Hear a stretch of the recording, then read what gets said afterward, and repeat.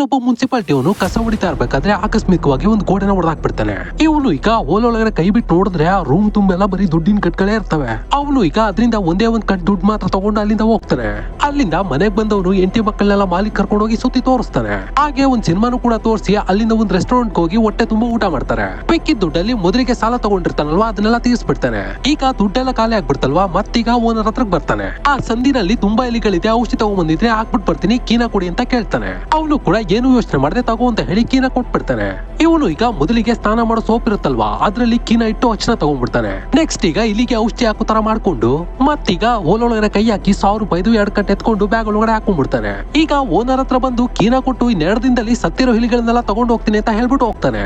ಅಲ್ಲಿಂದ ಈಗ ತುಂಬಾ ಖುಷಿಯಾಗಿ ಎಂಟಿಗೆ ಬಂದು ದುಡ್ಡನ್ನ ತೋರಿಸಿದ್ರೆ ಅವಳು ಈಗ ಎಲ್ಲಿಂದ ಬಂದು ಇಷ್ಟೊಂದು ದುಡ್ಡು ಅಂತ ಹೇಳಿ ಪ್ರಶ್ನೆ ಕೇಳ್ಬಿಡ್ತಾಳೆ. ಅವನು ಈಗ ಅದಕ್ಕೆ ಕೆಲಸ ಮಾಡೋದಕ್ಕೆ ಅಡ್ವಾನ್ಸ್ ಕೊಟ್ಟಿದ್ದಾರೆ, ಇದನ್ನ ಭದ್ರವಾಗಿ ಎತ್ತಿಡು ಅಂತ ಹೇಳ್ಬಿಟ್ಟು ಕೊಡ್ತಾನೆ. ಅವಳು ಈಗ ಅದನ್ನ ಒಂದು ಅಕ್ಕಿ ಬಾಕ್ಸ್ ಅಲ್ಲಿ ಎತ್ತಿಟ್ಬಿಡ್ತಾಳೆ. ಅವ್ನು ತಗೊಂಡ್ಬಂದಿದ್ದ ದುಡ್ಡಲ್ಲಿ ಒಂದೇ ಒಂದ್ ಕಟ್ ಮಾತ್ರನೇ ಎಂಟಿ ಕೈ ಕೊಟ್ಟಿರ್ತಾನೆ, ಇನ್ನೊಂದ್ ಕಟ್ಟ ಖರ್ಚಿಗೆ ಅಂತ ಹೇಳಿ ಎತ್ತಿಟ್ಕೊಂಡಿರ್ತಾನೆ. ಈಗ ಸೋಪ್ ನಲ್ಲಿರೋ ಹಚ್ಚನ ಕೀ ಮಾಡೋದಕ್ಕೆ ಅಂತ ಹೇಳಿ ಅಂಗಡಿಯವನ ಹತ್ರ ಬಂದ್ ಕೇಳಿದ್ರೆ ಅವನು ಈಗ ಇವ್ನ ನೋಡಿದ ಕೂಡಲೇ ಕಳ್ಳ ಇದ್ದಂಗಿದಾನಲ್ವ ಅಂತ ಹೇಳಿ ಮೇಲಿಂದ ಕೆಳಗೆ ನೋಡ್ತಾ ಇರ್ತಾನೆ. ನಮ್ಮ ಅವನ್ಗೂ ಅದ ಅರ್ಥ ಆಗಿ ಅವ್ನ್ ಕೆಲಸ ಮಾಡ್ತಿದ್ದ ಐಡಿ ಕಾರ್ಡ್ ತೋರಿಸಿ ಕೀನ ರೆಡಿ ಮಾಡು, ನಾನು ಇಲ್ಲೇ ಹೋಗ್ಬಿಟ್ಟು ಬರ್ತೀನಿ ಅಂತ ಹೇಳ್ಬಿಟ್ಟು ಬರ್ತಾನೆ. ಅಲ್ಲಿಂದ ನಮ್ ಹೀರೋ ಈಗ ಒಂದ್ ಮೊಬೈಲ್ ಶಾಪ್ಗೆ ಬರ್ತಾನೆ. ಅಲ್ಲಿ ಡಿಸ್ಪ್ಲೇ ನಲ್ಲಿ ಇದ್ದ ಒಂದ್ ಮೊಬೈಲ್ ನೋಡಿ ನನಗಿದ್ ಬೇಕು ಅಂತ ಹೇಳಿ ಅಂಗಡಿಯವನ ಹತ್ರ ಕೇಳ್ತಾನೆ.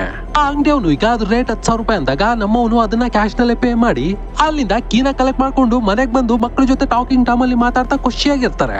ಅಲ್ಲಿಗೀಗ ಲೋನ್ ರಿಕವರಿ ಮಾಡೋದಕ್ಕೆ ಅಂತ ಹೇಳಿ ಒಬ್ಬ ಏಜೆಂಟ್ ಬರ್ತಾನೆ. ನಮ್ ಹೀರೋ ಹೆಂಡತಿನು ಈಗ ಒಂದೇ ಸಲ ಲೋನ್ ಅಮೌಂಟ್ ಎಲ್ಲ ಸೆಟ್ಲ್ ಮಾಡಿ ಅವನು ಅಲ್ಲಿಂದ ಕಳಿಸ್ಬಿಡ್ತಾಳೆ. ಈಗ ಅವಳು ನಮ್ ಹೀರೋ ಹತ್ರ ನಮ್ಮ ಹತ್ರ ಇರೋ ದುಡ್ಡಲ್ಲಿ ಅದ್ ಮಾಡೋಣ ಅಂತ ಹೇಳಿ ಏನೇನೋ ಪ್ಲಾನ್ ಮಾಡ್ಕೊಳ್ತಾ ಇರ್ತಾಳೆ. ಆದ್ರೆ ನಮ್ ಹೀರೋ ಮಾತ್ರ ಅಲ್ಲೇನು ಮಾತಾಡದೆ ನನಗೆ ಫೋನ್ ಬಂತು ಅಂತ ಹೇಳಿ ಅಲ್ಲಿಂದ ಆಚೆ ಬಂದ್ಬಿಡ್ತಾನೆ. ಆ ಕಡೆಯಿಂದ ನಮ್ ಹೀರೋ ಗೊತ್ತಿರೋ ಹುಡುಗಿ ಒಬ್ಳು ಅರ್ಜೆಂಟ್ ಆಗಿ ನನಗೆ 5,000 ರೂಪಾಯಿ ದುಡ್ಡು ಬೇಕು ಅಂತ ಹೇಳಿ ಕೇಳ್ತಾಳೆ. ಇವನು ಈಗ ಅವಳು ಇತ್ತೀಚೆಗೆ ಹೋಗಿ 5,000 ರೂಪಾಯಿ ದುಡ್ಡನ್ನ ಕೊಡ್ತಾನೆ. ಅವಳು ಈಗ ಅದಕ್ಕೆ ದೇವ್ರ ತರ ಬಂದು ನನಗೆ ಸಹಾಯ ಮಾಡಿದ್ರೆ ಆದಷ್ಟು ಬೇಗ ನಿಮ್ ದುಡ್ಡನ್ನ ನಿಮ್ಗೆ ವಾಪಸ್ ಕೊಡ್ತೀನಿ ಅಂತ ಹೇಳ್ಬಿಟ್ಟು ಹೋಗ್ತಾಳೆ.